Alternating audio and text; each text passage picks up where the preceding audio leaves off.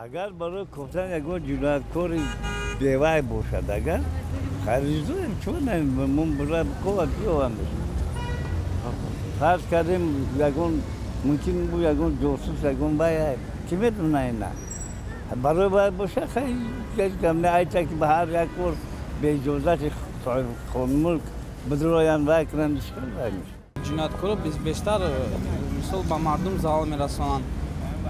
باید که حقوق آدم‌ها هم حقوق انسان‌ها هم حقوق مقصد شخصانی که مثال اینجا زندگی میکنن اکثر انسان‌ها مقیم هستند. حقوق اینها هم نباید پایمال شود.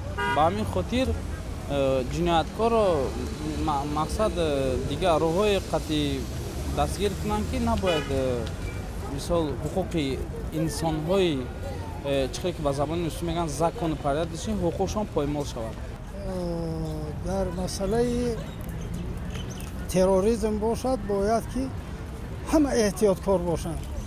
از جهت قانونی بگیریم نادرست میشد اگر حجت نداشته باشد مثال صاحب خانه باید که اینا تفتیش کنه بینه که همون آدم در حقیقت همین برای خانه داخل شدن حقوق داره یا نداره باید که یا رعایت کرده شود چه ای طرف داخل شونده چه ای طرف صاحب خانه.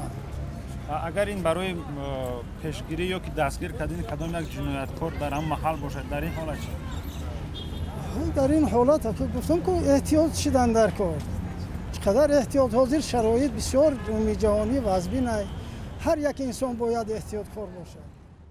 از این قانون که قبول شد ما هم راضیگی میدهیم هم ناراضگی ما مقصد ناراضگی بودن ما میتوانند دیگر شخصان به حیث کارگر حفظ حقوق به خانه های دیگران حمله کرده مثلا از وظیفه دیگران سوء استفاده کرده یگام لوازمات خانه را برداشته زورآوری نکنند.